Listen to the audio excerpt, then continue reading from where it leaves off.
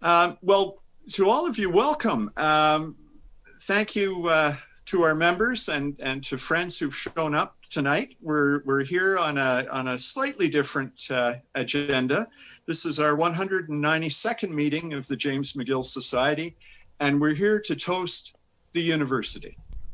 And this is a virtual cocktail, so if you have little shrimp canapes or pigs in a blanket or something like that to knock off while you're drinking your champagne, your baby duck, or a dram of scotch, by all means do so. Cats on keyboards, barking dogs, vociferous grandchildren are going to be tolerated, and they will be encouraged. This meeting is really a celebration, and the thing is, it came out of a conversation that Peter and I had with Susan Button, our membership secretary, and she suggested that at some point in one of our meetings, we should toast the 200th anniversary of the university. And one thing led to another, and this is the result. So Susan, 1,000 thanks on behalf of Jimmy McGill. Yeah.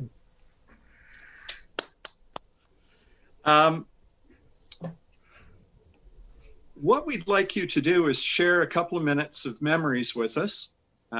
Whatever type of story you have will be welcome. The thing is, we're going to record these for posterity. And if you're not happy with that, please let us know and it will be dutifully erased. The idea is to provide something for posterity about us, about people who were at McGill and people who are members of the James McGill Society. And if you want to talk about, a broken window that you saw and got repaired that saved your class from freezing in the middle of winter, fine. If you want to talk about other characters that you know at the university, fine. It's really up to you, and your thoughts are welcome. We have two eminent guests with us now. We have the Vice Chancellor and Principal of the University, Madame Suzanne Fortier. Welcome. Bienvenue, Madame Fortier. C'est longtemps qu'on n'a pas parlé.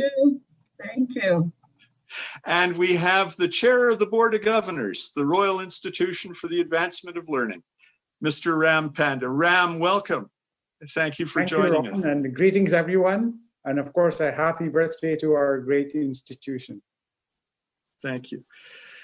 I'd like to call on Peter McNally to speak about the 1821 and 1852 Royal Charters, and then we'll get the thing moving with participation from all. Peter, I'll turn it over to you. Thank you very much, Ron. It's a pleasure to be here this evening, and it's wonderful to see so many faces and to be part of this celebration. I won't spend very much time on this, but given that we are celebrating the 200th anniversary, I guess it's probably not a bad idea to say what it is exactly we're celebrating. And we say it's the 1821 Royal Charter, but really it's two Royal Charters, because the first one that established us as a legal entity in 1821 was followed in 1852 by the charter under which we continue today. When James McGill died in 1813, as we all know, he left his Burnside estate £10,000 to establish a university to be named after him. But the question is, well, that's fine. How do you establish a university? And that's really meant that you had to get a charter.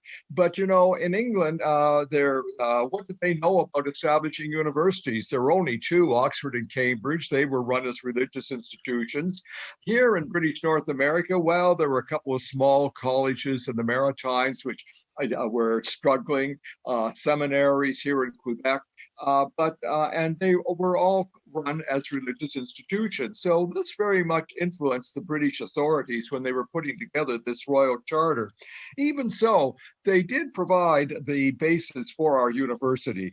They said there should be governors, principals, and fellows who would constitute a body politic and corporation that could confer bachelor's, master's, and doctoral degrees in arts and other faculties. And they gave a name, the University of McGill College. The governors were told they could appoint the principals and professors, and this university was to be established for the education of youth in science and literature. Well, so far, so good. The difficulty was there were some problems.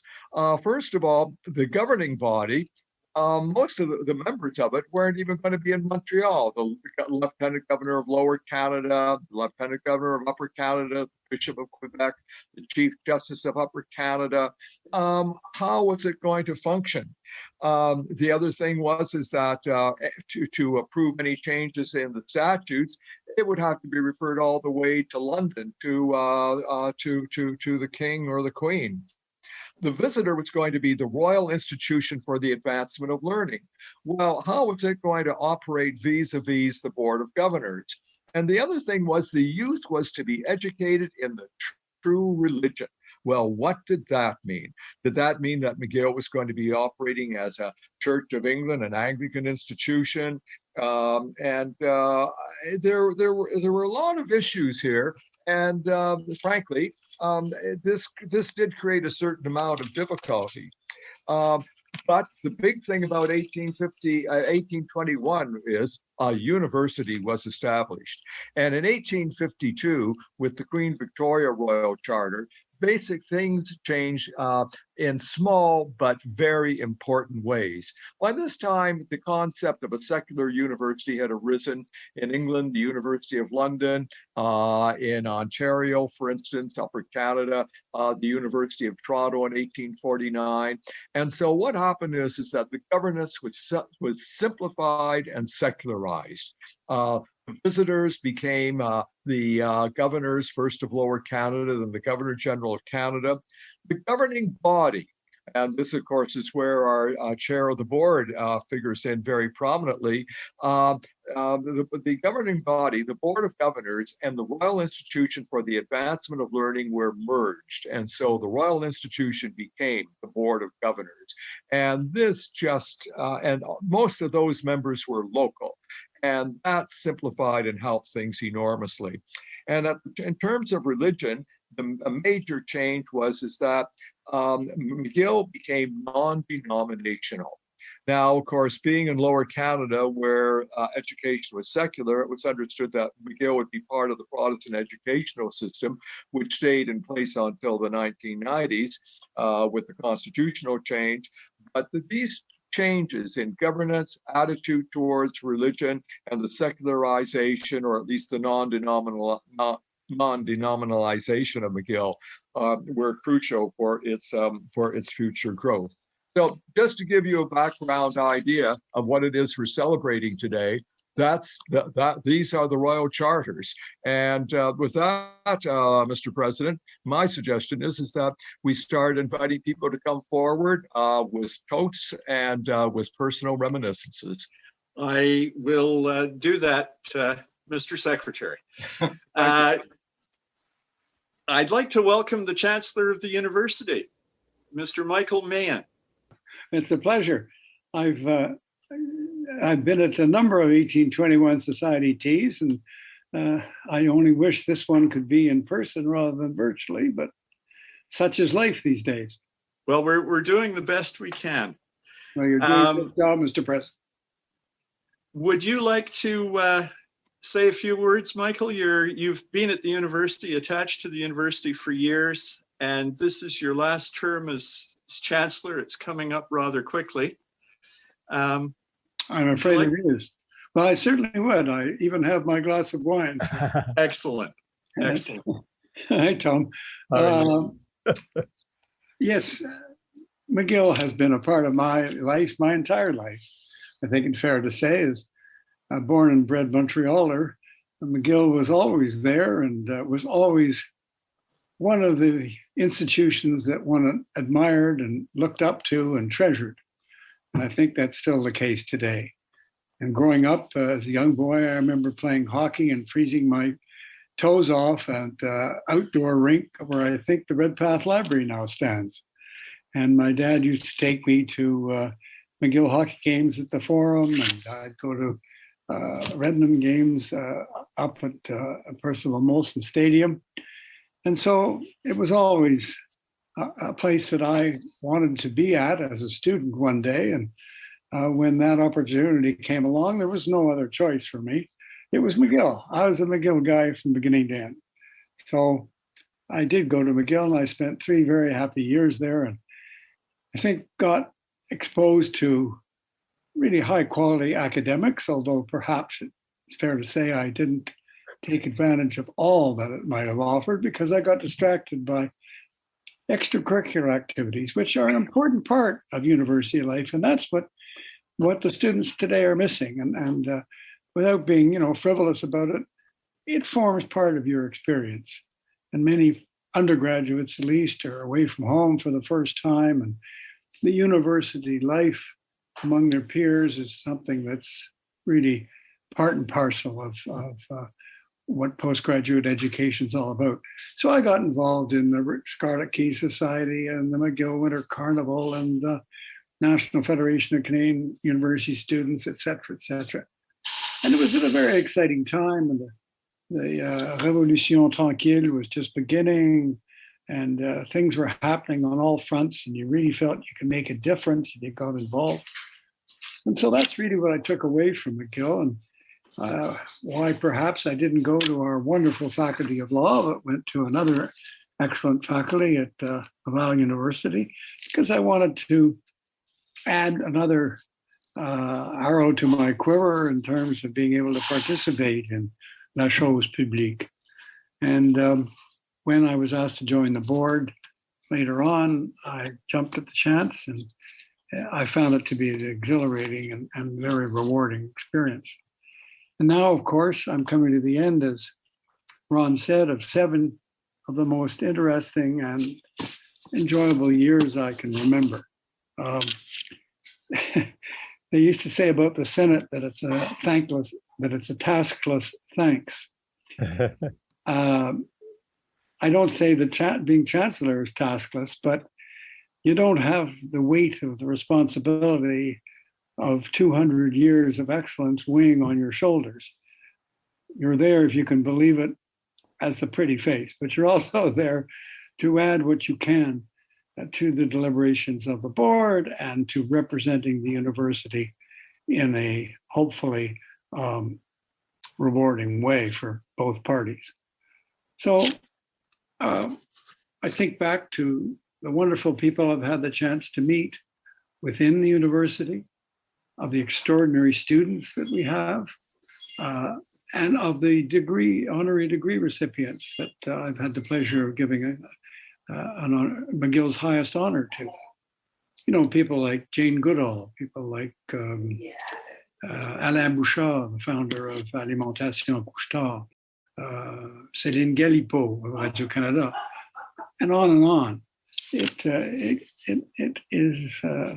was an experience that I won't soon forget. And I think the principal, when she coined that phrase about McGill of being open, connected, and purposeful, really hit the nail on the head. That's what we want for our university. That's what we have, but we can always improve. And I know that in the next 200 years, McGill will go from triumph to triumph, provided that we continue to enjoy the extraordinary support that we've had from the Alumni Society and from all alums McGill. I think our participation rate is around 10% of all alums. Maybe that's the objective. I can't remember exactly. I should. But we want to get the participation rate up. And the 1821 Society is an obvious example of the sort of thing I'm talking about. Thanks to the people who are members of the society, students have been helped in many ways. And I want to propose a toast to Susan Reed, who has been the real force behind the 1821 Society, and to our president, Ron Critchley, and of course to our beloved alma mater, McGill University, on its 200th birthday. So here's to another wonderful 200 years for dear old McGill. Cheers. Dear old McGill. to dear old Mcgill. Well, thank you very much, Michael, for Pleasure. those Pleasure joining. wonderful words about our institution. Well, I'll watch the rest of the society and save a cup of tea for me maybe next year. Very good. We'll do that. Okay. Thank you very much. Pleasure. Ram, can I call upon you for a few words? What brought you to Mcgill? Thank you, Ron. I'm not such a good raconteur like our chancellor, so I shall keep it much shorter. I always say that I have only, I've actually had two lives. One is before Mcgill and the other one is after Mcgill. And I also carry two passports. One is a Canadian, the other is, I call it a Mcgill passport. Well, I came to Mcgill before James McGill Society was founded. I noticed that was founded in 1975. I came to Mcgill in 1968. So given the fact that I'm still kicking around, my life is a bit bookended by Mcgill till now. Spans more than 50 years. So it is a factor of pride to think that I occupy about a quarter of the 200 that we're talking about, and we're here to celebrate. So let's only talk about my life after Mcgill. And with the Mcgill degree being the passport, my life truly started in Montreal. And proud to say that I found my place and I found my country and I found my cause to contribute to. And so not going into too much detail, as you can tell, I'm not one of those who left Montreal. I'm still here. I'm still trying to do my best to contribute to the society and also by doing some volunteership at Mcgill. It's at Mcgill that I really built my connectivity, I would call it, because I did not have the good fortune of having gone to high school in Montreal. Normally, a lot of people have their networks built at a younger age. In my case, I came in as a 21-year-old to Mcgill, so that part of their life was missing already. But given the fact that I entered a society which is genteel, respectful, and welcoming, I've been able to live here, make a great life, and also now be at a point that I can start giving back in many ways. That's exactly what I have been doing. And also a factor of pride is in my family, I have a brother who went to Mcgill, who just retired from NASA after many, many years, after more than 30 years, I believe. And we have two daughters who went to Mcgill. I have two sons-in-law. One went to Mcgill, the other one went to Mcgill South. I always joke about it. And so this is the place where I met so many wonderful people, both, I would say, spanning all the generations. And now it is almost, I'm at a point of being re-energized by meeting so many people from so many walks of life.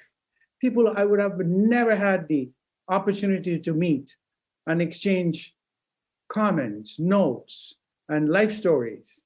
And some of them became great friends.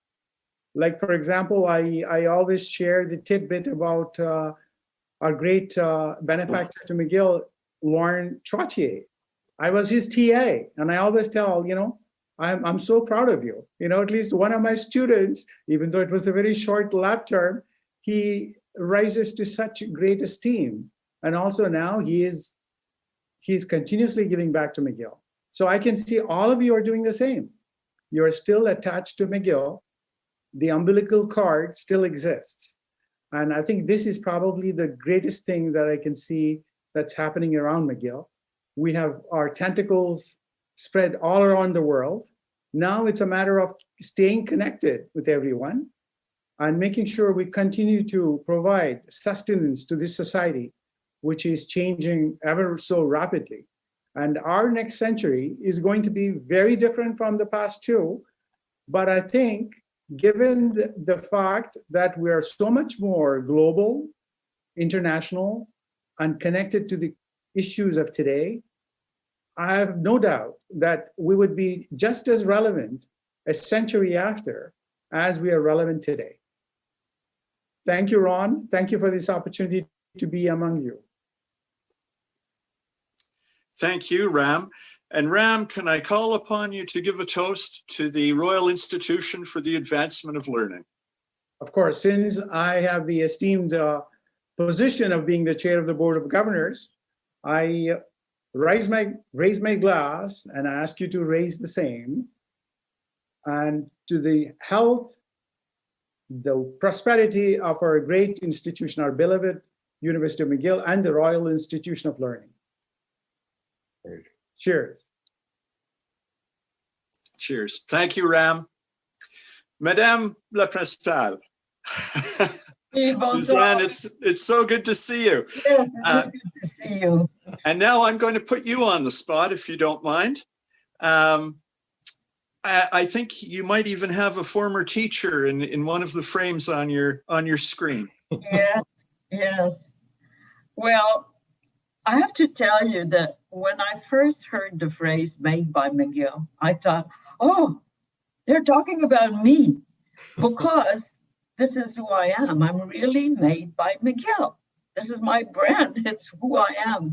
And I'm saying that to you because Mcgill has transformed me completely, I would say, from where I came from, my own environment, and to the world of Mcgill. I tell people how intimidating it may be for a person like me many, many decades ago to go through those routed gates. You enter a world that you're not sure will be a world you'll be able to take part in. But of course, what I realized is they were not gates, they were doors, and they opened so many things for me.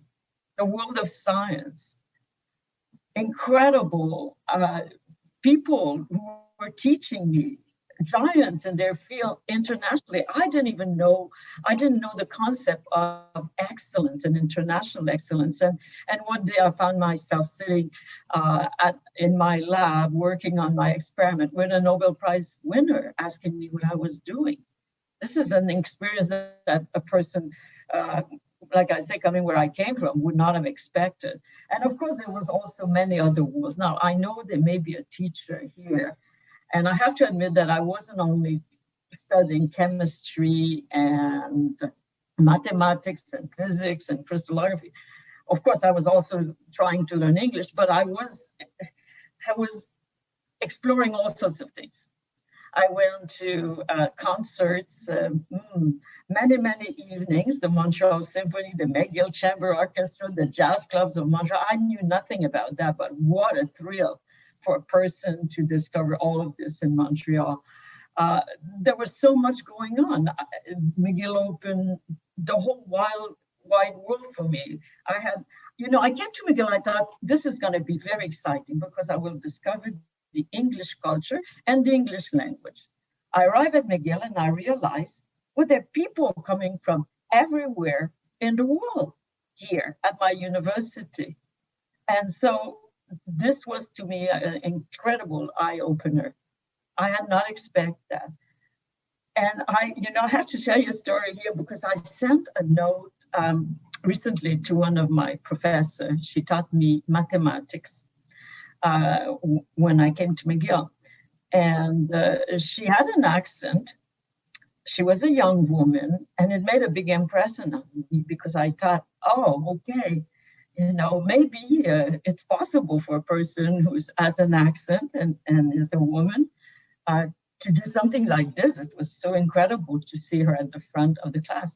And I rediscovered my teacher because her husband was also at Mcgill. He was a professor of philosophy, and he passed away recently. And through knowing about that, his name was Professor Bonji. And immediately, the name of my professor of mathematics, Marta Bonji, came to mind.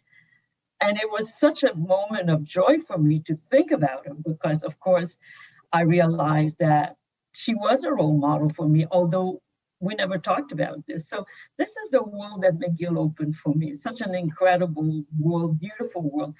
And the other thing I'd say about Mcgill is that sense of community, that you belong to a community, and you belong to a community that is so loyal, that is so supportive of others, and so generous. When I see Mcgill today, if there was one thing I'd say that makes McGill so rich and so good, it's the quality of our students. And we have these students because we're able to offer them to join us in our community, even though many of them would not be able to come if we didn't help them financially. And that has made such an impression on me, because I know when I ask professors, when I ask anybody who works at McGill, why are you here? What do you like about it? It's always the students. And I know how important that is. And I tell you also, when I came to McGill, I did get some scholarship. I didn't know where they were coming from. I didn't know why, I didn't realize that a community like McGill was a community that was giving back or paying it forward, depending on what phrase you want to use. But I realized that such a giving, such a loyal community, give to others while really making them feel proud and making them feel that they are supported. So this is a great institution that has been delighted to everybody when they tell me, oh, McGill is so great. Congratulations. You're, I don't know, one of the top universities in the world. I said to them, who do you think McGill is? And I tell everyone, McGill is you. McGill is you. I mean, that's how you build a great institution. It's from the people who are part of it, as students, as staff, and as alumni. This is how you build a great university. So McGill is you. Thank you very much, Suzanne. Would you like to toast James McGill? Well, I have to, because I have a beautiful McGill glass. I don't know if you can see, but it has the McGill song. It has a little widram. And I'd say my biggest wish for McGill is keep on learning, keep on challenging yourself, and keep being open to change. Hear, hear. Santé McGill. Hear, hear. Thank you very much.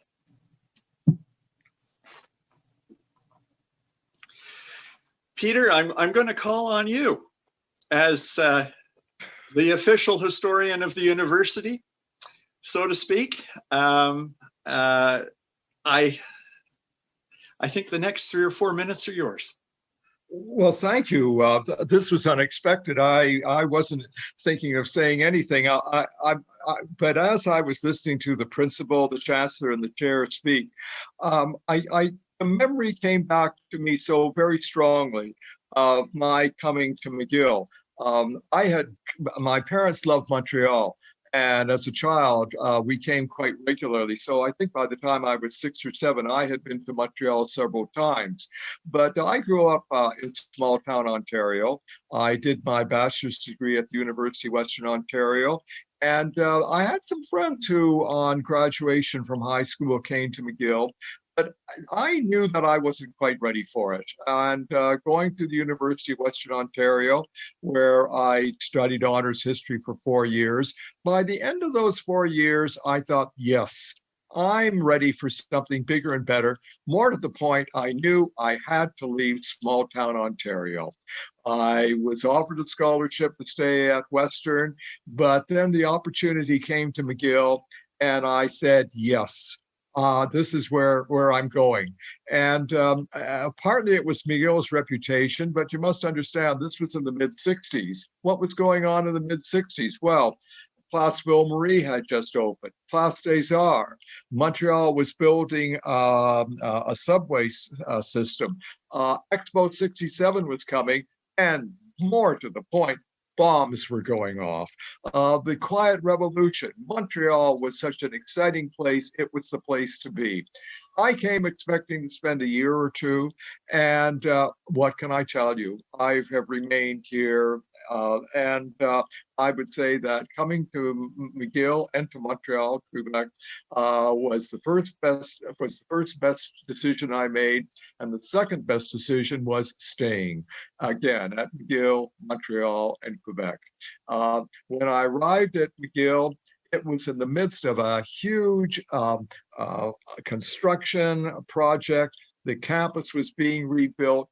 The faculties were being reorganized. Mcgill was an enormously exciting place to be at because it was a place of so much change and vitality. And this sense of change and vitality has remained with us. It's taken different forms, it's taken different shapes, but as the three previous speakers have said, it's been a wonderful place for meeting people. I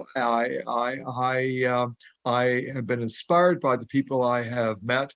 And in fact, I would have to say the closest friends that I have made in my life have been through Mcgill. And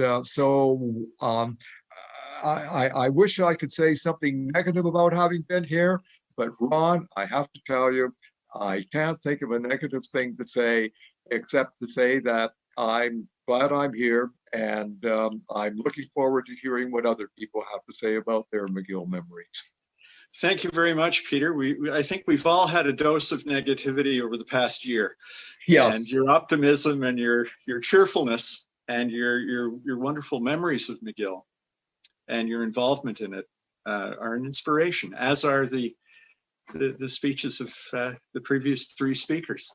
Yes. I see that Michael has his hand up, so I'll move to Michael, and then we'll put Susan Button on the spot. Right. Well, I came to Mcgill in 1962.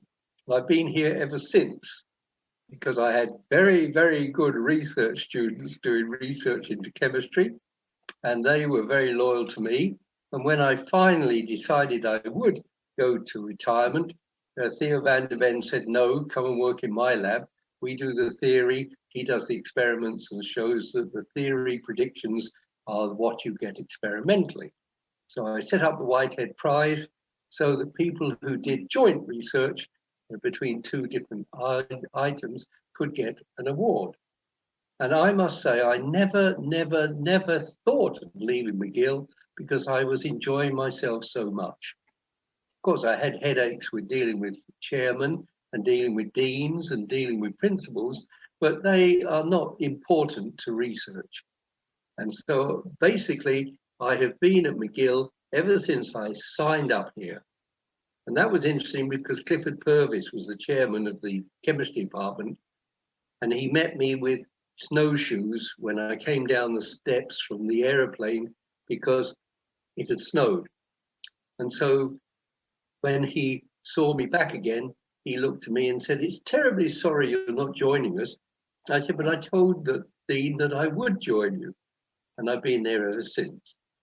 I have always had a tremendous pride in Mcgill, in the magnificent graduate students that we get. And one of the interesting things was the professor I studied under, which was Michael J.S. Dewar. And after I'd got the BSc from him, I started work with him as a PhD. And after 2 years, he went off to Chicago. And the chairman said to me, "Well, you're the only person who could give his lectures, so you better give them." And so I started lecturing when Michael Dewar went to Chicago, and I've been lecturing ever since. So I have had a fabulous time at Mcgill, and I am a terrible McGillite. Thank you. Thank you, Michael. Susan, in advance of the day, I want to wish you, on behalf of all of us, a happy birthday. I hear you're turning 31. That's it. Absolutely. Well, no, I'm going to follow along on the theme that's come out, because really it is the people. It's what the principal said, that Mcgill is the people that love Mcgill, and that I call them my forever friends. A lot of them actually are out there now. That Joan Hagerman, Judy Kennensburg, Jeanette Lamontagne, we were all working in 1972 for Walter Hitchfeld, who was a much beloved member of the staff. And how it seems to me that my whole life I used to live on Peel and Sherbrooke. And I played on the campus when I was a child, because that was my garden, that was my backyard. And it never occurred to me to go work anywhere else except Mcgill. And I've been very, very fortunate because the people have all made such a wonderful impact on my life. The people from Martlet House, Tom Thompson's there, I never would have met all these amazing people, the volunteers, because I used to call for the Alumni Association and I would ask them to meet the vice principal.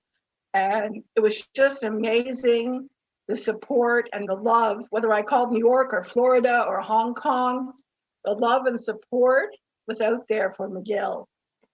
And so, as I say, there's all my favorite people. The James Mcgill Society, I think I've attended every meeting since 1977.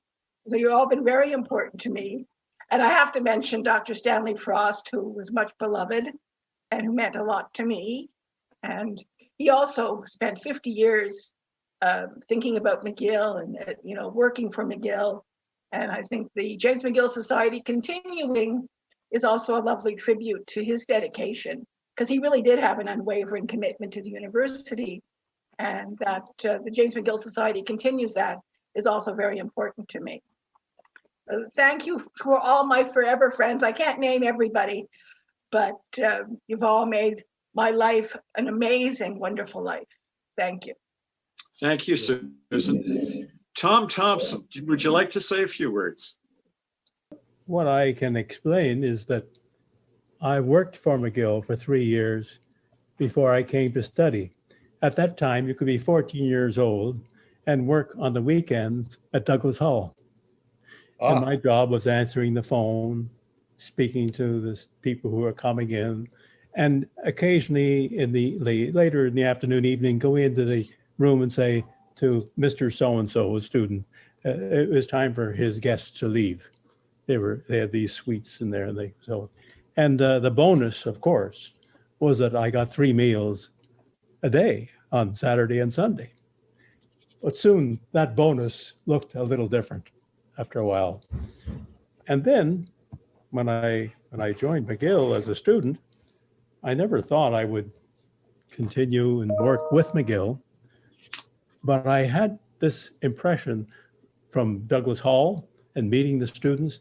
They were from so many different places. I was so impressed.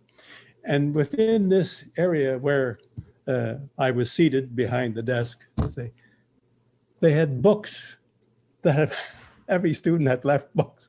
And so I could read the anatomy book one day, and maybe I could look at another, because it's very boring if you don't have something to do. I was very impressed with this idea of Mcgill. And having eventually gotten into Mcgill, which was very nice, and then finished Mcgill and graduated, I was a teacher. But I came back to Mcgill to work in the Graduate Society, the athletics department at first, of course, and then the Graduate Society and the annual fund and so on, so on. I did work at Mcgill with James Mcgill signed my letter of assignment to Mcgill, and his signature went halfway across the page. And from there on, I was able to work with a total of 7 principals, starting with Cyril James. And from each of the principals, many of which I eventually traveled with, I picked up some feature of Mcgill to better understand the university and to better express this interest about Mcgill to the graduates, because I started to build up branches. And with 35 branches, I built them up. When I finished, we had 100 branches. And I'd be calling somebody in Greece, or I'd be calling the doctor who lived at One Peak, Hong Kong, and asking him if he would have an event and bring alumni together and so on. It was wonderful. And when I think of the 7 principals, I could always say something about Cyril James. What I liked about him was getting all the money from the federal funds for the universities. That was wonderful. But of course, we didn't get the money because du Plessis said, "Over my dead body." And Cyril James said, "I accept that." And of course, that's how it happened that we got the money. And then when, without too much, change, we had Rock Robertson come in. And Rock had some, what you call, as Ram would say, changing times he had to deal with, suddenly a lot of the changes. And the question he got from the press in one of his last years was, has Mcgill really gotten involved in Quebec society? And are you integrated in Quebec society? And he said, yes, but he said, here's the example. It was an FLQ trial, and the judge was a McGill graduate. The prosecuting attorney was a McGill graduate. The lawyer for the defense was a McGill graduate. And he said, sadly, the defendant was a McGill graduate. And you, going on from Rock to working with Bob Bell, I told the story. He was on the committee to select the new principal. He went to the washroom. When he came back, he was the recommended new principal. And with Bob, gave up a wonderful career in nuclear physics. But he was terrific for McGill at the time. He was great. And of course, going from Bob Bell, David Johnston, and traveled with David to 33 city centers in North America. Terrific. We had a great time and talked, as others have said, about McGill. And McGill has graduates now in more than 185 countries of the world.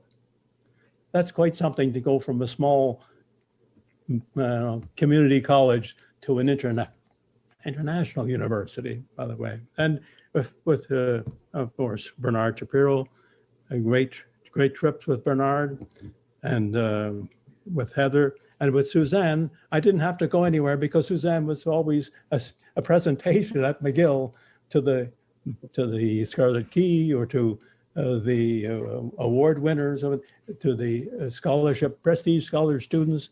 Was wonderful. And Suzanne was terrific, always with the students, really interested in what they were doing. It was wonderful. But I have to ask Suzanne, is it true that there were only 2 books in your home when you were growing up that were English? Actually, I don't think they were. Maybe I thought one was the Eaton's catalog. Yeah, we had the Eaton's catalog. The other 2 were French, le Dictionnaire Larousse et la Bible en français. So the only English book was the Eaton's catalog. What a book. Yeah. You had a remarkable career.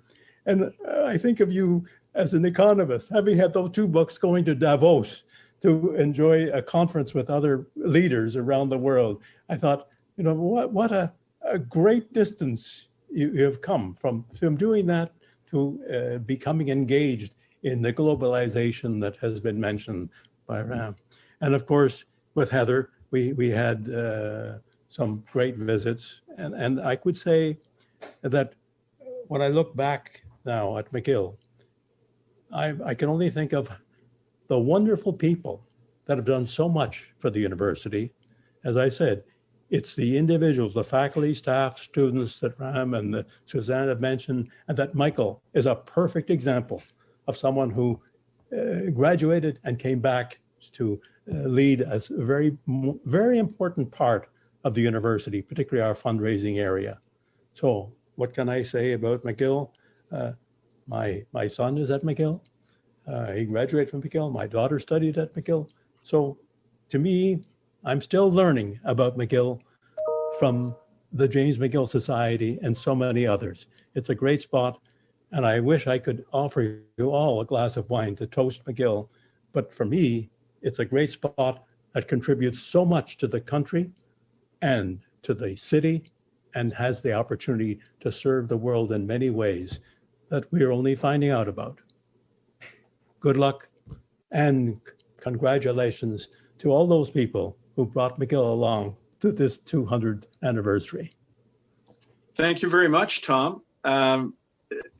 Your stories are fantastic, and they remind me of the late Bill Springthorpe, who used to run stationery stores. And his first job at McGill was as a messenger. And his biggest accomplishment was in convincing Cyril James to buy him a bicycle so he could get the mail there faster. And of course, when he took the mail to Cyril James, James was wearing a nightcap, as you would in those days. And the other fella that you reminded me of was Andrew Adams, who used to run the stores for Physical Plant, also in the Ferrier building, beside Bill Springthorpe's kingdom. And Andy Adams' father was Rock Robertson's chauffeur. And the story went that one day they were in a race to get to Quebec City for a meeting. And Rock Robertson just leaned over and put his foot on top of his chauffeur's foot to get the car moving faster. I'd like to, since we have kind of a youthful theme to all of this with people coming to McGill in their early years, one of the notions in the States at least was go west, young man. So I wonder if Steve Olive is still with us and if he could give us a perspective from Mac. Steve, are you there? I just had to unmute, Ron. Thank you very much. What can I tell you? Everybody's talking about when they arrived at McGill. Now, I didn't arrive at McGill, of course. I arrived at McDonald College under the tutelage of George Dion, and I see a number of faces who I'm sure will recall George. But I first started walking across this campus in 1955. Going to McDonald High School, which was then the training school for the School for Teachers before it became the Faculty of Education. And I never left home, as it were. I got here. I did a stint at the University of New Brunswick for a year that got badly interrupted with a ruptured appendix. Came back to McDonald, sucked up to George Dion so that I could make up the year I lost at UNB because of the circumstances. George, in those days, interviewed every incoming student into the Faculty of Agriculture. You were in his office, and for anybody who knows him or knew him, he was one of these folks who had a table piled absolutely huge stack of paper, but he was also one of those disgusting people who wanted a piece of paper that was in that pile, would walk over to it, lift a corner, and pull out the piece of paper he wanted. Anyway, I digress. George looked at me, and I had said, but I was coming here, to make up my first year, having been ill. And he looked me in the eye and he said, Olive, you are never going to graduate from McGill. Well, that became a lie. And I had a lovely time at my own convocation when George was still dean. And I did the things that I do because I'm disrespectful by nature. It's part of what I do. And I waved my diploma under his nose. And I'm pleased to say that he grinned. But I went away for a little while. But for those who don't know, I still live on the campus on Maple Avenue, surrounded by John Abbott College. And to everybody, and to McGill, I moved downtown in '96 into the admissions and registrar's office, did a stint as interim director of admissions. For those who don't know, I shared that with J.P. Schuler and other disrespectful people from my past.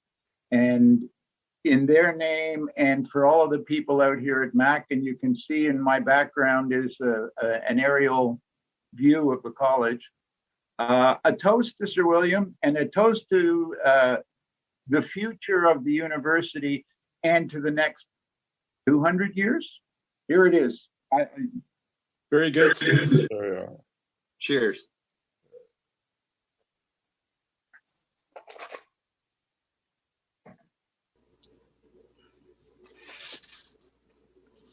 Gordy Burr. Yeah, Gordon. I'm sorry? Gordon Burr has his hand up. I was signaling you. Thank you, Jennifer. No one's going to be surprised that I have an archival bent to my story. Steve is really going to be amused by this, I think. I hope, anyway.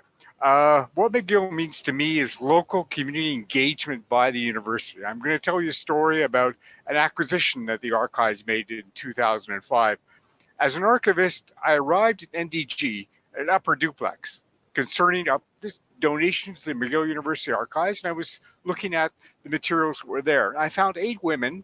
Some were teachers or had been teachers. One was a librarian. working in a jovial but earnest manner, processing the records collected by their local Japanese Canadian community of Montreal. I was blown away by their sense of community engagement and discovered that all had been tireless advocates of the national redress movement in the 1980s to secure an acknowledgement by the federal government of the grave human rights violations imposed on the wartime Japanese community, including seizure of assets and internment. The federal government, faced with this pressure, which included David Suzuki, agreed to give redress in 1988 with an apology. The goal of this community to capture the personal stories of internment by this community was exemplified by their local oral history projects in the 1970s and 80s. These personal narratives of ordinary citizens, all too often excluded from the formal archival records keeping process, fill important gaps in the historical record. Ray Nakashima, Jackie Yanami Stevens, along with a dozen or so volunteers, decided to form the History and Archives Committee to process and make available these records for research use and for community enjoyment. The committee also accumulated photos, committee records, created biographical and subject files, produced exhibits, as well as publications from the community. The volunteers processed their holdings in the upper duplex, but unfortunately, Ray wanted to start, Ray Nakashima, who's where they were processing these records, wanted to rent the upper floor, and so they were looking for another space to move the records to, and they finally decided to give them to McGill. When the records were donated to the archives, McGill Archives, in 2005, the volunteers were given space at the university to finish working on the collection. The community's needs were carefully respected by the archives, and this productive dialogue made this donation the first instance of participatory archiving or community sharing responsibility for archives in the McGill milieu. Jackie Hinami Stevens had been one of the prime movers behind this donation and served as the community liaison over the years, encouraging other community members to donate their treasures to McGill. Jackie always also encouraged me and my family to attend cultural events at the Japanese Canadian Cultural Center, including drum recitals, bazaars, and a Japanese New Year tradition of mutsukishi, which includes the pounding of rice with large mallets to create cakes. I came into this as an archivist, but I left culture enriched by involvement in this community. I believe the university did as well. So I'm here to offer a toast for involvement of McGill and local communities throughout Montreal. Here, here, here. Here. Okay, thank you. Well, Gordy, thank you for that. I'd just like to say that I learned yesterday from a great friend of mine that his niece, a granddaughter of 2 Japanese internees, was accepted to McGill a few days ago. So there are links in history to just about all of us, I think, that end up at the Roddick Gates. For sure. You're a relatively new face on the scene, and I was wondering if you might have something to say about archives.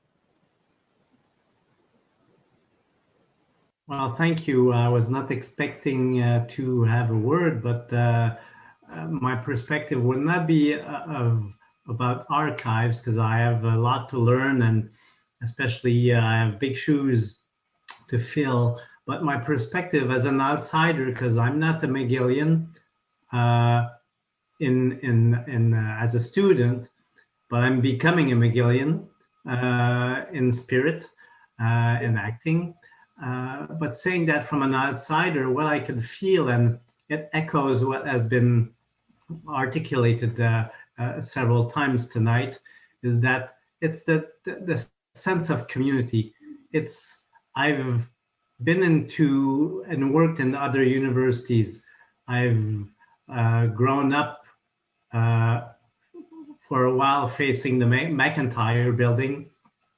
I went across the mountain to the other university, and I've experienced other universities as well. And my feeling at McGill is the strength, the bonding community. We're talking about the alum being so strong across the globe, and my feeling is it's so strong. I've never experienced that. Just even tonight, I mean, we're amongst ourselves, hearing what was being put to us at the launch earlier today, the launch of the bicentennial. There is a great momentum.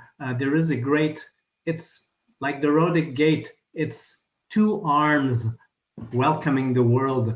Mcgill is really well knitted into the Montreal community, but also in the world. I remember also vividly from when I was young, learning about Mcgill, because as I said, I grew up in Montreal, so it was part of me. It was part of the landscape, and that landscape it echoed to me just not too long ago, because I remember my mother talking to me about street names. Who knows? We go and remember renaming streets, renaming buildings, renaming, and we stick to old names. You know, change is part of our lives.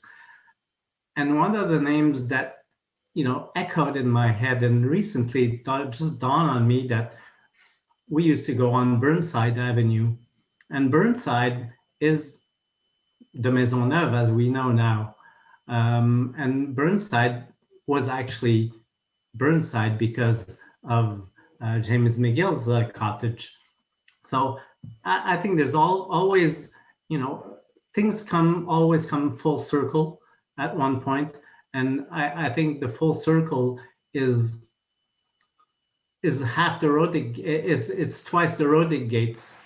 It's the globe, it's the global community, and it's the tight knitted community that Mcgill is making. So it's made by Mcgill, for the world. Thank you very much, Yves. And appreciate that. The 200. Thank you. I saw Gail. Gail, would you like to say a few words? You've been connected to the university all your life, I believe. Unmute, Gail. Mute. Okay, I'm unmuted. Can you hear me? Yes. We can. Okay. Well, I was practically born on the campus because my grandparents lived on Peel Street, and I was born the day that Canada went into the war. And you all know when that was. And my first pictures are with my dad. He's in his uniform, and I'm on the Mcgill campus on a blanket because I'm just a baby. And then of course, I ended up going to Mcgill. There was no choice at all. You never chose your university. You went to Mcgill when you lived in Montreal. And my dad had been there, and he'd been on the board of governors and loved Mcgill. So of course I went there, and I just had a wonderful time at Mcgill. And later on, I got to be on the board of governors myself, which was such a pleasure to be able to do that. But at the same year, I happened to sign up to take a degree in fine arts at Concordia, if I can say that word out loud. And I was torn because I was at Mcgill, and I had to go to Mcgill. I was on Senate, and I was on the board, and I had to wear a tweed suit to go to those meetings in those days. And whereas at Concordia, I had to be dressed in jeans and a black turtleneck. So every time I had something on the same day, I had to decide whether to change in the Mcgill bathroom or in the Concordia bathroom, so it'd be appropriately dressed for my my life. But I ended up with two of my four girls getting degrees at Mcgill. And of course, then I had 24 years with my husband, Des Morton, as the wife of a professor at Mcgill. So I've had a wonderful stretch, I can tell you that. Thank you, Gail. I think we should look up the hill a bit at a round building and at another one of the old buildings too, Strathcona, and call upon Dr. Rick Fraser. Rick, do you have some words for us this evening? Yeah, I could. When I read the notice, I thought immediately, well, what are my memories of Mcgill? And I have a bunch of them. I started as a student in 1965, and I've been a student for 13 years, and then on faculty for 40 years. So I've been around for a while.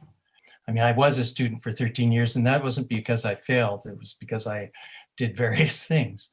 But one of the things I remember vividly is Ronald Melzack and his lectures. And I don't know if any of you ever had the opportunity of hearing him talk.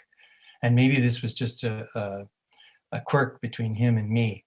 But he taught psychology, and I remember being so impressed by his lectures that the night before, I think it was Wednesday morning at 10 o'clock, and on Tuesday night was my best night of the week because I knew that the next day I was going to get to hear him lecture.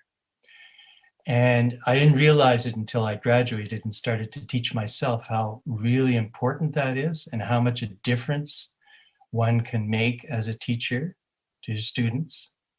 And that has always impressed me. And that's something I took, even though I never met the man. I only experienced him talking in a lecture hall to probably 200 people.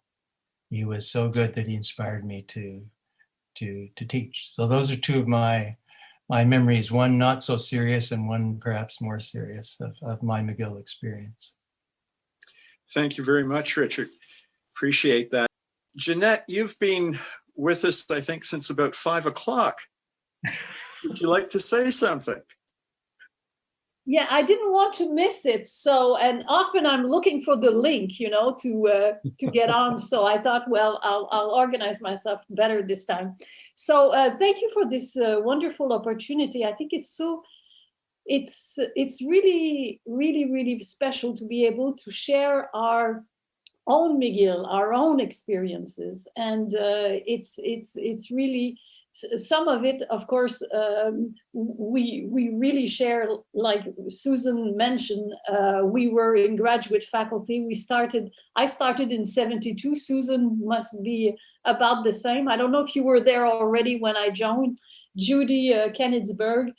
And yes, I was hired by the great Walter Richfeld, a wonderful, very impressive character, Dean of Graduate Studies. And it's just been wonderful. I'm not a Mcgill graduate, but I am the mom of two Mcgill graduates, and so I had a wonderful 35 years of career at Mcgill that was always so inspiring and exciting. I retired in 2007. And then I miss Mcgill. I miss being part of it. It was really, it's in my DNA. So when Ron, Gary Sankaran, the leaders of associations and unions, because you know that Ron has a past as president of UNASA, when they launched the idea of let's create a Mcgill University Retiree Association, I said, yeah, I'm in. And so it's been absolutely wonderful to be reconnected, to have the support of the associations and union and university administration, and to continue to retirees exist now as a collective, as part of the Mcgill community. And I think that is fantastic. And the nearly 500 members that we have are really enjoying and excited about continuing their relationship to Mcgill. So I went to get a glass of wine, and I hope that joyeux bicentenaire Mcgill, longue vie. Okay. Santé. Thank you, Jeanette. Here's Mcgill. Chris, would you like to say some words? Sure. It's not like I ever met a microphone I didn't like. It's amazing. I'm actually here on campus right now, so I'm literally drinking an empty glass. So I'm drinking air.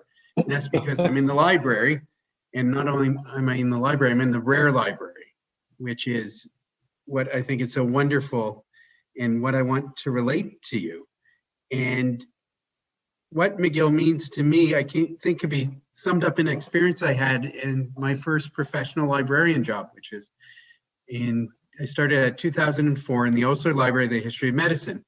I was really, really, really fortunate to go from one career to I ended up teaching adult education and history, and then went into library science, where, amongst other things, I had the great joy of being one of Peter's students, but then to think I would actually become a rare books librarian, and got a job at the Osler Library of the History of Medicine. Now, the only problem was, although I studied Canadian history, I had no idea who Osler was. And because I studied Canadian history, I had no idea about the history of medicine, but somehow still got the job and really had to pick everything up from scratch, from zero. So, for example, I'm embarrassed to say this, I had never heard of who Sir William Osler was until the night before my interview. And then I discovered I had a lifelong passion for it. At least that's what I told them the next day. And so that was one thing.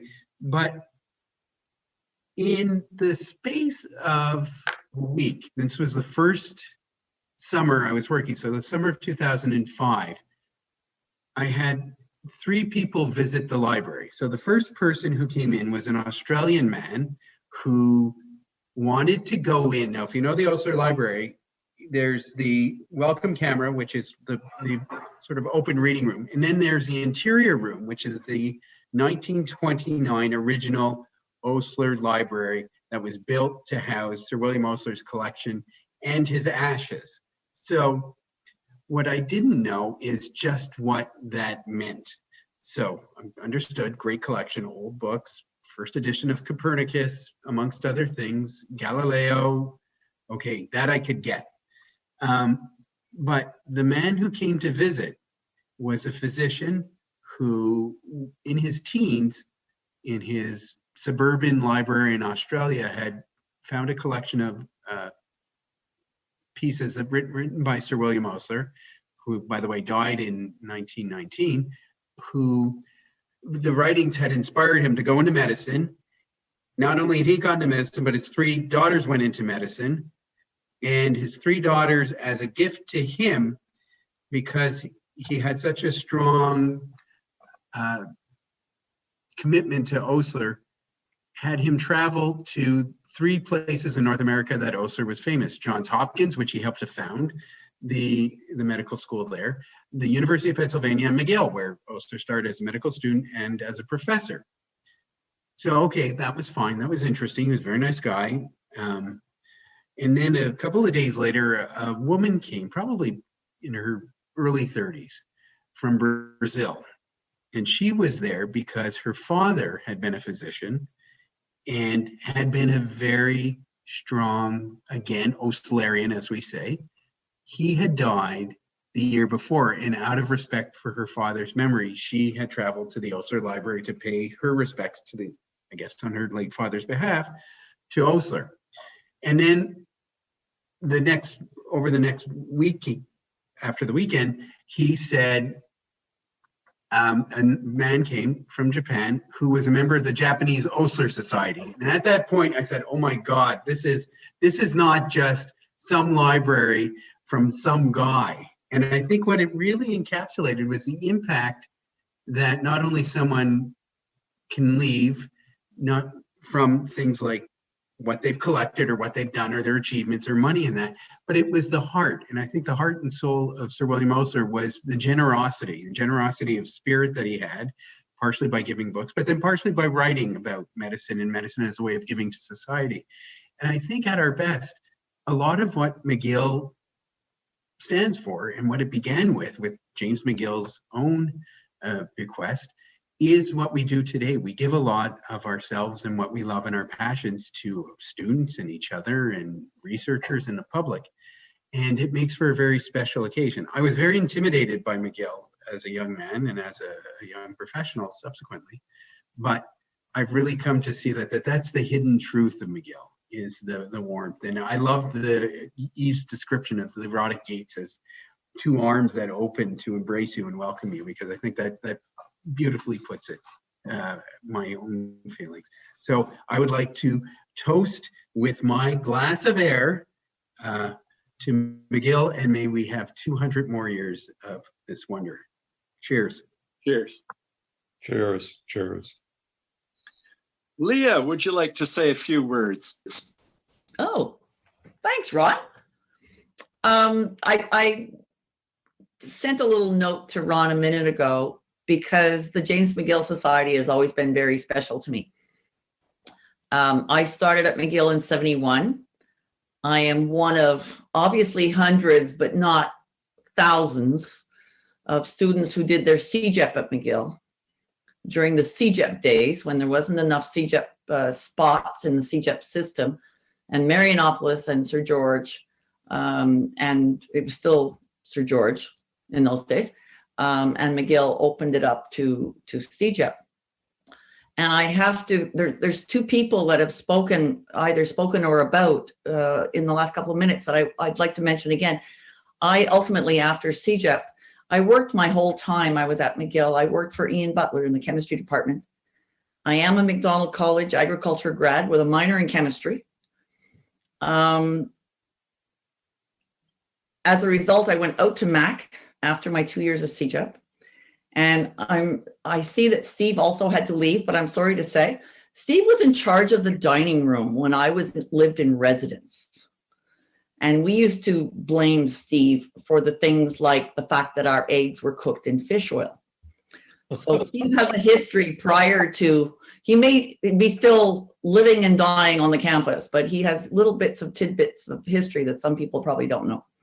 The other thing is, someone mentioned Ron Melzack, and one of the things that I felt so privileged about those 2 years of CJEP was because McGill had to open up to accommodate these CJEP years, they pulled professors from all the different faculties, and they kind of, I know that afterwards I heard that many of them were sort of forced to teach these intro courses.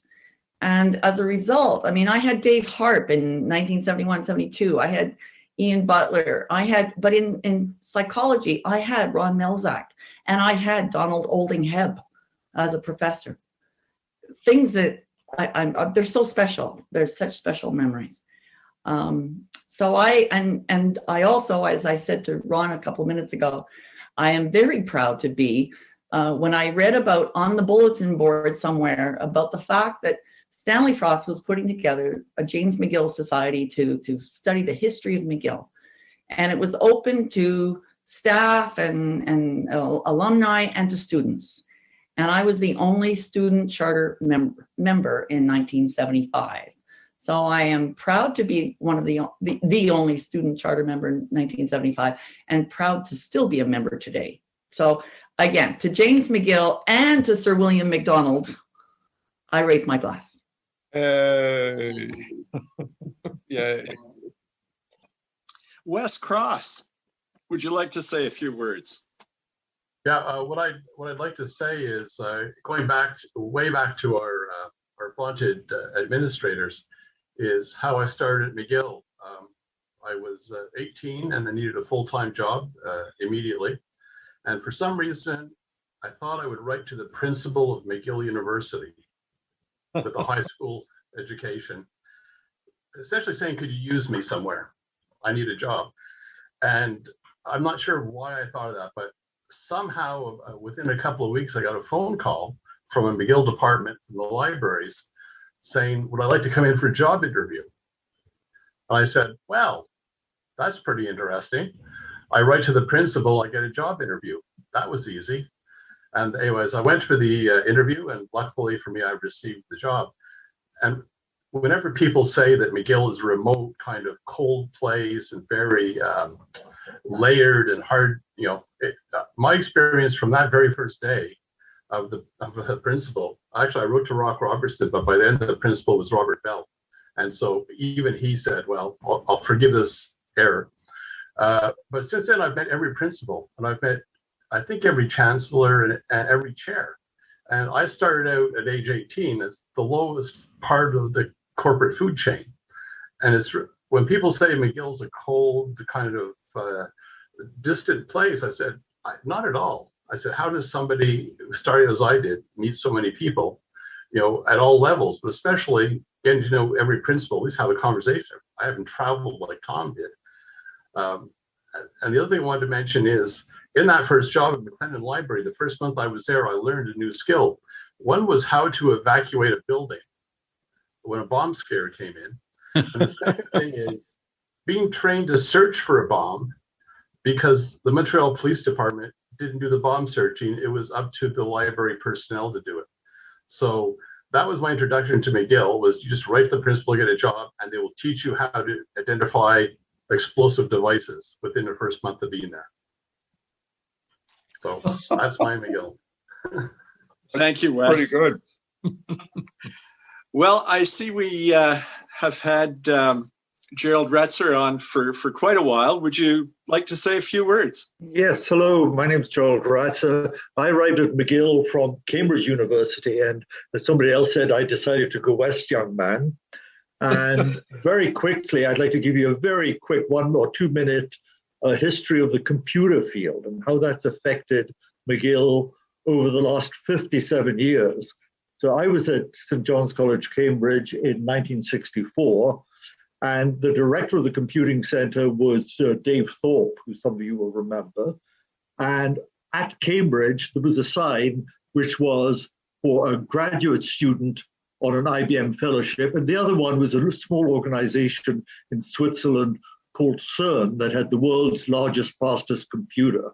But anyway, I decided to not to work at CERN, but in fact come to McGill, and I claimed to be the first graduate student in computers. And at that point, there was a computing center, but no school of computer science.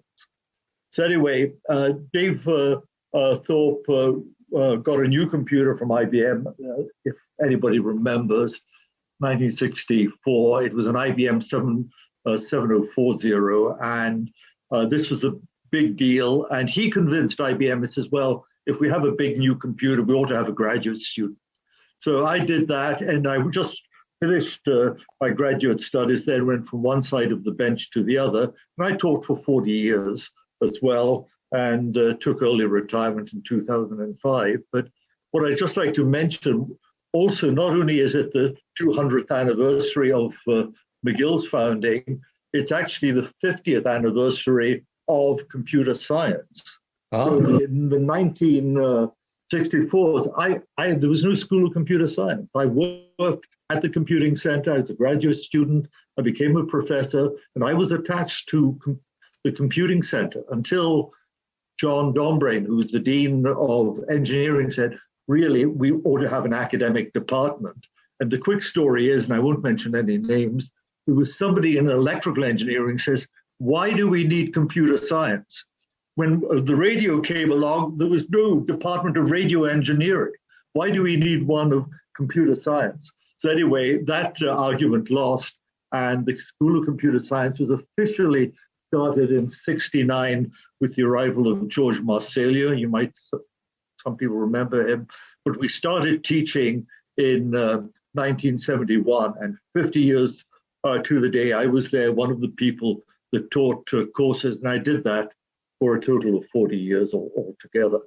Anyway, it's been a great time, and during those 50 years, 57 years actually, at McGill, the technology has improved to an extent that people cannot imagine. Most of us have cell phones, right?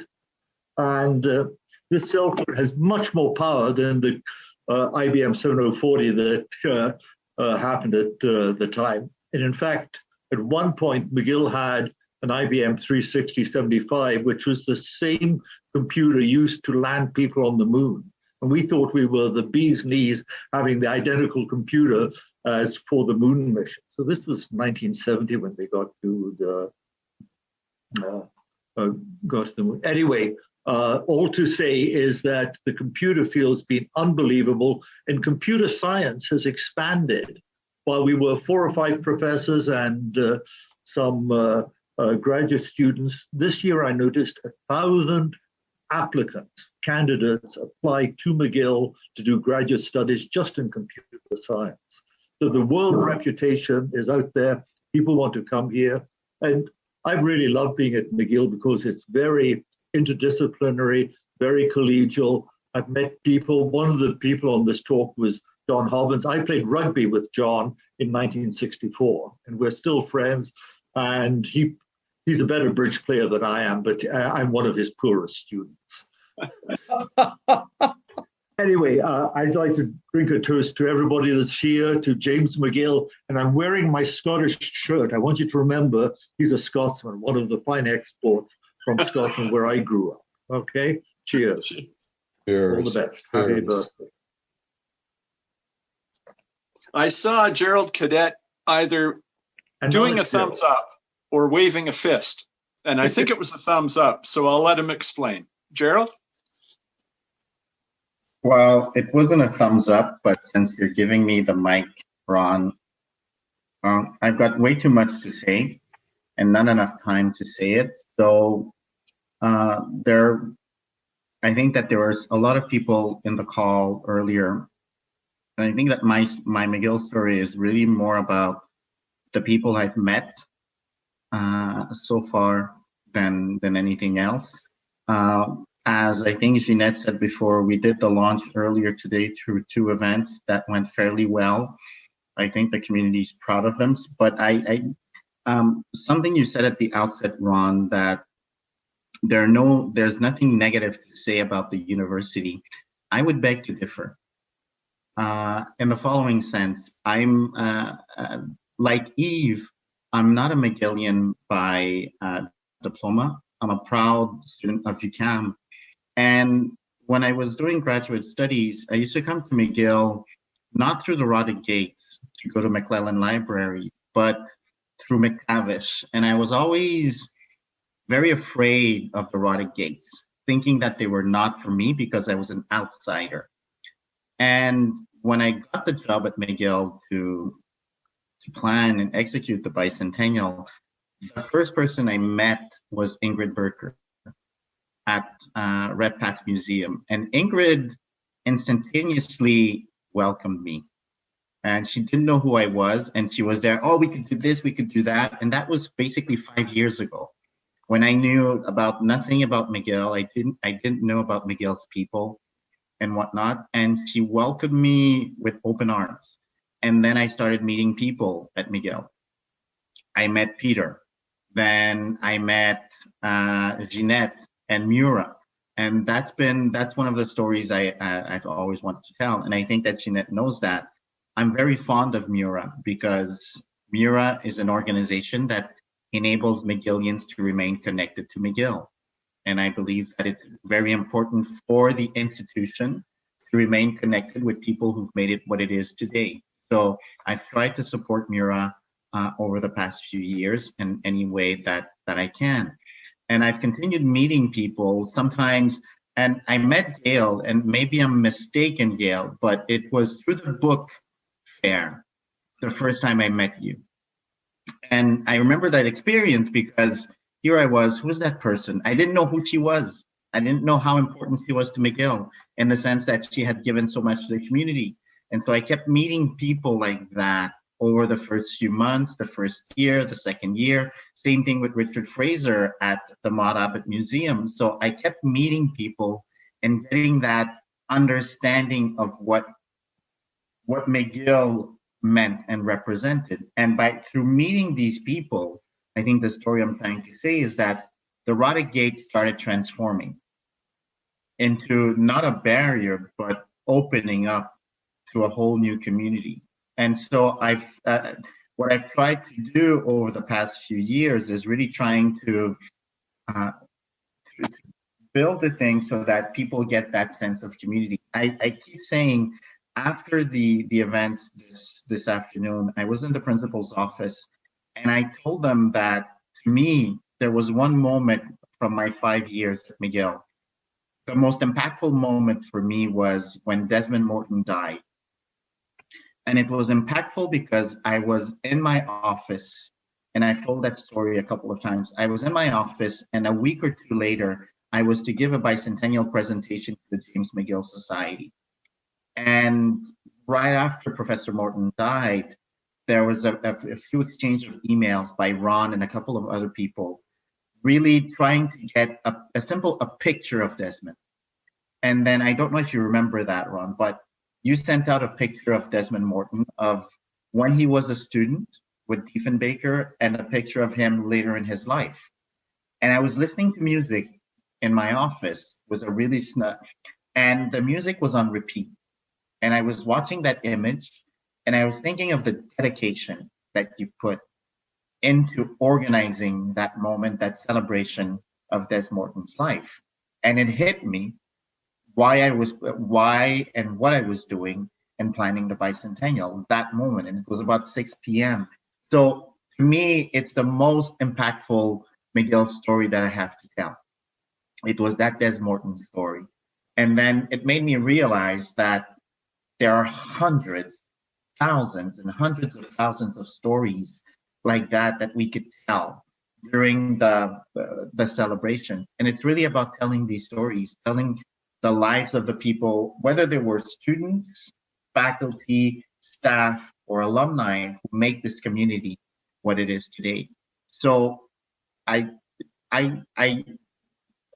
keep saying I have the best job in Montreal and probably in Quebec, in planning and trying to make you guys and the whole community not happy, but proud to be McGillians by what we will put together over the next 18 months.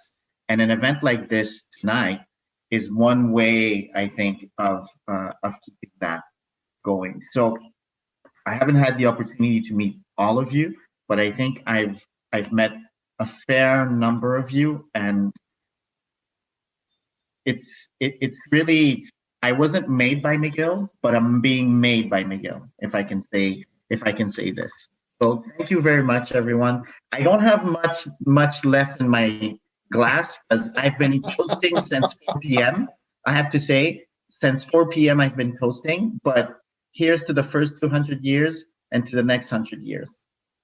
Thank you, Gerald. And cheers. Thank you for those very inspiring words and very kind words. I just want to say that my grandfather was a stonemason, and he worked on the Roddick Gates. Wow. Wow. It's 7 o'clock.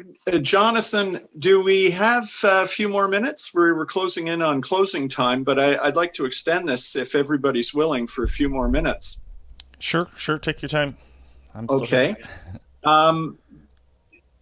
We are under the pressure of a bit of time, and supper beckons many, but there are a couple of people here who've been, with us for the past hour and a half, 2 hours even. And I'd like to give you all the opportunity to say a few words. Richard Veer, would you like to say something? You'll have to unmute. Yes, I just did that. Yes, thank you very much. As some of you know, I've been at Mcgill for a very long time, like so many of the other people this evening. I arrived in the fall of 1966 to begin a doctorate in history. That did not quite work out as planned, but it did eventually terminate in a doctorate in church history. And then I got involved in archives, and I have been involved until very recently in rare books and special collections as curator of manuscripts and then as the director of the Rare Book Library. One of the things that is not, and I've also done a lot of teaching, and I certainly have to agree that one of the joys of my life over the many years has been the students. But the other thing that impresses me, and I think is very important, is to realize just how deep and important the collections are particularly in the library, but I would say other collections, museum collections as well. And I would just like to highlight two things. When I began working in rare books and special collections in 1984, and with very little experience as an archivist, I found myself facing about 150 boxes and liquor store bags and other containers of the papers of the Lighthall family. Now, the Lighthall family is not well known now, but W.D. Lighthall was a McGill graduate. He was the founder of the Canadian Union of Municipalities. He was an author, founder of the Canadian Author Association, all kinds of other things. And this archive is just extraordinary and includes many of his other members of the family. The other thing that I learned, and this was from somebody who's not been mentioned this evening, but Professor Raymond Klebanski, about the importance of our David Hume collection. And I can say that partly because of my own activities, the McGill David Hume collection is without comparison anywhere. We have now, I would say, probably have all 18th century editions of David Hume. And I'm very, very proud of that. There are things that, just nobody else has. So I retired in 2018, but I'm still very actively involved in my own research and working at the university. And I can't say how important this has been. It was very unexpected, but McGill has really become the main feature of my life. So again, cheers to everyone, and thank you very much. Thank you, Richard. The word cheers and David Hume remind me of the Philosopher's Song by Monty Python, but I won't hum any of that or dare to sing it. Judy, you've been on and listening to us attentively. Would you like to say a few words? Judy Kennensburg, you'll have to unmute, I'm afraid. Wow, this has been a walk down memory lane for me. I worked at McGill starting in 1972, and Susan Button was my first person that I encountered, and she welcomed me with a great big smile to the faculty of grad studies. I was working as the assistant secretary to the secretary of Dr. Walter Hitchfeld. And I stayed in grad studies for 14 years. I went up to the thesis office for several years. I took over when Mrs. Mitchell, I'm sure a lot of you remember her, retired, and went on to different faculties during my time at McGill.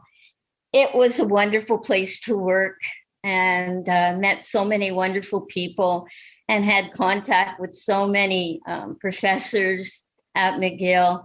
I would beg and plead for them to be my pro-deans for the oral examinations, but they were always so accommodating.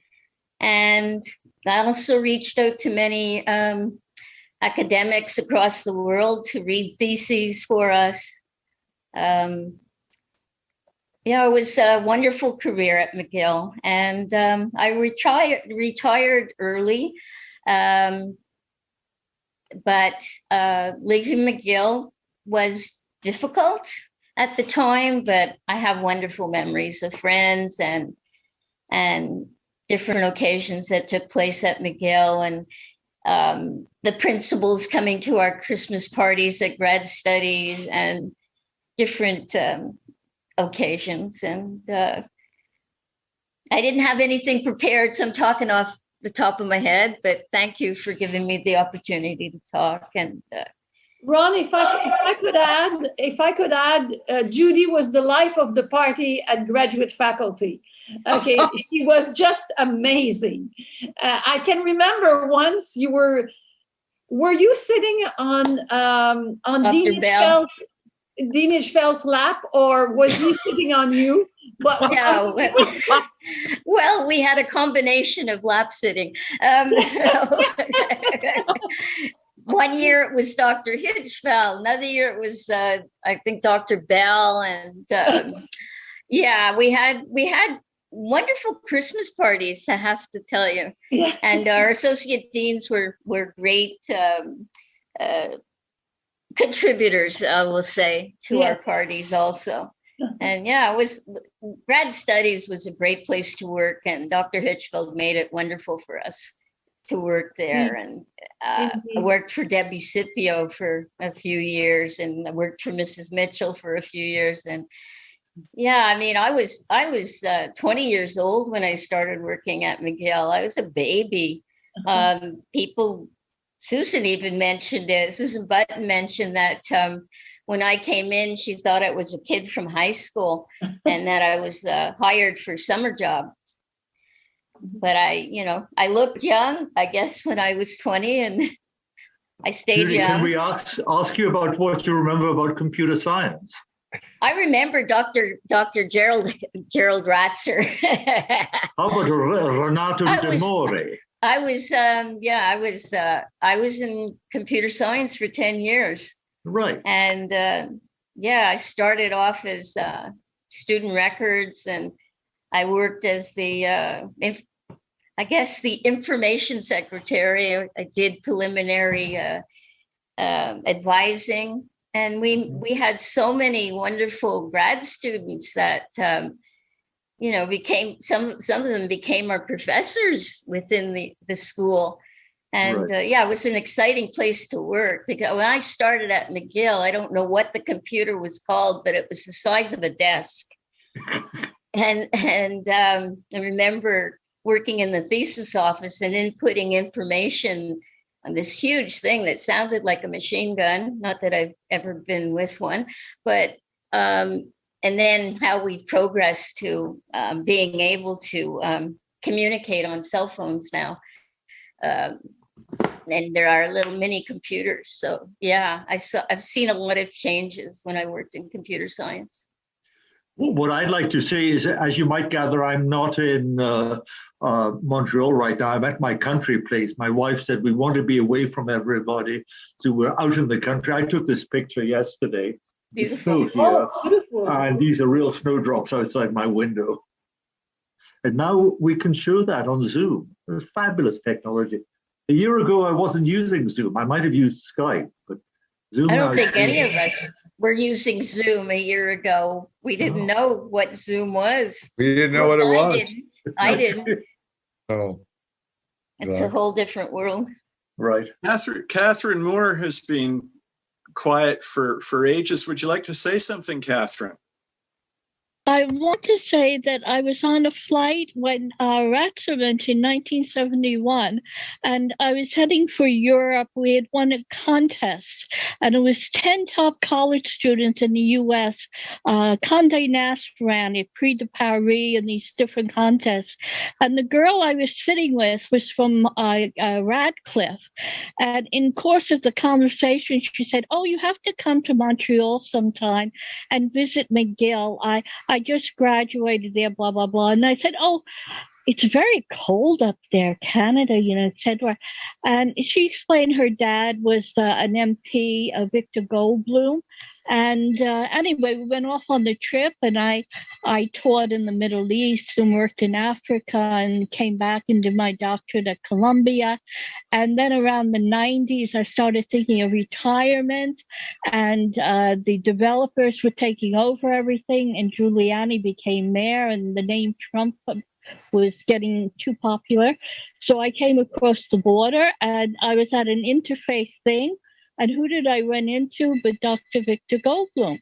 And I had already come in contact with Mcgill because I used to live in Osler Library. So Chris Lyons and his people were the first people I really knew. And Victor was the one who brought me to the James Mcgill Society. He said, "Oh, you should come by this. We're going to celebrate someone's birthday." I don't know if it was Stanley Frost or someone. And when I came, I already knew Susan, and I knew a few people. But to me, Mcgill was finishing the circle because I think it had a tremendous amount to do with why I stayed in Montreal. And although I didn't graduate Mcgill, I think I've taught more here, or as much as I taught in other places, doing volunteer work at student groups at Mcgill for seniors and volunteer work. And you became a family. And so I, from Oslo Library people to all the librarians to James McGill Society and Ellen and the Religious Studies, I love you all and I wish you 200 more great years and I thank you. That's it. Oh, thank you very much, Catherine. Thank you all again for participating, contributing, and staying fairly sober. And I just want to say happy birthday to Jimmy McGill. Good night, everybody. Here's to James McGill. To James McGill. McGill. James McGill. James McGill. James McGill. James McGill.